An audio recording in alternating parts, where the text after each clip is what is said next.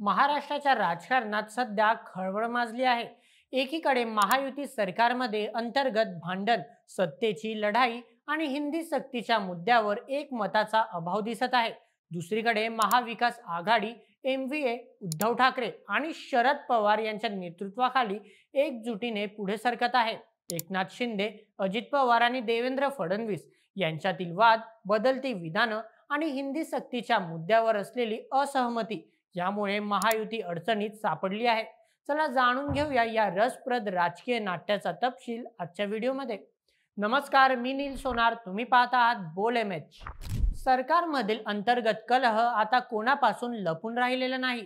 भाजप, शिंदे गटाची शिवसेना आणि अजित पवार यांच्या राष्ट्रवादी काँग्रेस यांच्यातील तणाव वाढत आहे।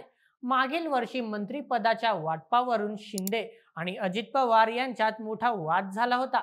शिंदे गटाला जास्त खाती हवी होती, तर अजित पवार यांनी आपल्या गटासाठी महत्त्वाच्या खात्यांवर दावा केला।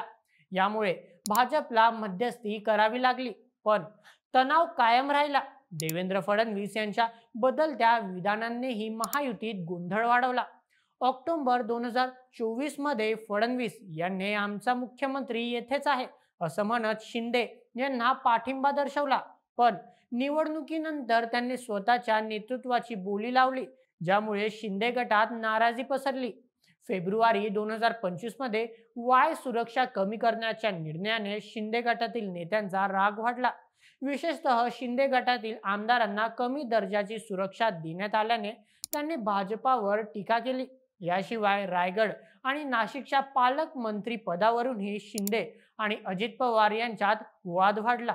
मालेगाव सहकारी साखर कारखान्याच्या निवडणुकीत अजित पवार यांनी शिंदे गटाचा आमदार विजय शिवतारे यांच्यावर टीका केली, तर शिवतारे यांनी अजित पवार यांचा अहंकार वाढल्याचा आरोप केला। यामुळे महायुतीत समन्वयाचा अभाव स्पष्ट दिसतो। 2024च्या लोकसभा निवडणुकीत महायुतीला फक्त 17 जागा मिळाल्या, तर एमव्हीएने 30 जागा जिंकल्या, ज्यामुळे महायुतीच्या कमकुवतपणाची चर्चा जोरात सुरू आहे। महाराष्ट्रात तिसऱ्या भाषेच्या सक्तीच्या मुद्द्यावरही महायुतीत एकमत नाही। 2024च्या शालेय अभ्यासक्रम आराखड्याने पहिलीपासून हिंदी सक्तीची घोषणा केली, ज्याला मनसेने तीव्र विरोध केला। मुख्यमंत्री देवेंद्र फडणवीस यांनी 27 जून 2025 रोजी हिंदीची नव्हे मराठीची सक्ती आहे असं सांगत दिशाभूल केल्याचा आरोप विरोधकांनी केला। मात्र सरकारचा GR हिंदीचा सक्तीची तिसरी भाषा असेल असं स्पष्ट करतो, ज्यामुळे मराठी भाषिकांमध्ये नाराजी आहे। अजित पवार यांनी हिंदी सक्तीच्या मुद्द्यावर भाजपच्या बटेंगे तो कटेंगे आणि एक है तो सेफ है या घोषणांपासून अंतर राखलं, ज्यामुळे महायुतीत मतभेद उघड झाली। शिंदे गटाचे नेते उदय सामंत यांनी या मुद्द्यावर ठाम भूमिका घेतली नाही, ज्यामुळे मराठी अस्मितेच्या प्रश्नांवर शिंदे गट कमकुवत दिसतो। संजय राऊत यांनी शिंदे गटाला टोमणा मारत मराठी माणसासाठी ठामपणे का बोलत नाही असा सवाल केला। महायुतीत गोंधळ सुरू असताना महाविकास आघाडीने एकजुटीने पुढे सरकत आहे। उद्धव ठाकरे, शरद पवार आणि काँग्रेस नेते स्थानिक स्वराज्य संस्थांच्या निवडणुकीसाठी रणनीती आखत आहे। 2024च्या लोकसभा निवडणुकीत एमव्हीएने 48 पैकी 30 जागा जिंकून महायुतीला धक्का दिला। यामुळे त्यांचा आत्मविश्वास वाढला आहे। उद्धव ठाकरे आणि राज ठाकरे यांनी मराठी भाषा आणि मुंबईच्या अस्मितेच्या मुद्द्यावर एकत्र येण्याचा निर्णय घेतला आहे। 5 तारखेला नियोजित मोर्चासाठी त्यांनी सर्व पक्षांना सहभागी होण्याचे आवाहनही केले आहे। संजय राऊत यांनी याला पाठिंबा देत हा मोर्चा राजकीय नाही, तर मराठी माणसाच्या स्वाभिमानाचा आहे असं सांगितलं। सुप्रिया सुळे यांनी हिंदी सक्ती विरोधात कटवट भूमिका घेतली असून हर्षवर्धन सपकाळ यांच्यासोबत झालेल्या चर्चेतून व्यापक समर्थन मिळवण्याची शक्यता आहे। काँग्रेस नेते विजय वडेट्टीवार यांनी हिंदी सक्तीला मराठीवर अन्याय असल्याचं म्हटलं आहे। एमव्हीएने मराठा आरक्षण, बेरोजगारी आणि शेतकऱ्यांच्या प्रश्नांवर आक्रमक भूमिका घेतली आहे, ज्यामुळे त्यांचा जनाधार वाढत आहे। महायुतीच्या अंतर्गत वादांचा आणि हिंदी सक्तीवरील मतभेदांचा फायदा महाविकास आघाडीला होत आहे। काँग्रेस नेते नाना पटोले यांनी महायुतीच्या विलंबाने सरकार स्थापनेला संशयास्पद ठरवलं, तर आदित्य ठाकरे यांनी महायुतीच्या गोंधळावर टीका केली। शरद पवार यांनी एकनाथ शिंदे यांना दिल्लीत सन्मानित केल्याने महायुतीत शिंदे गटावर दबाव वाढला आहे।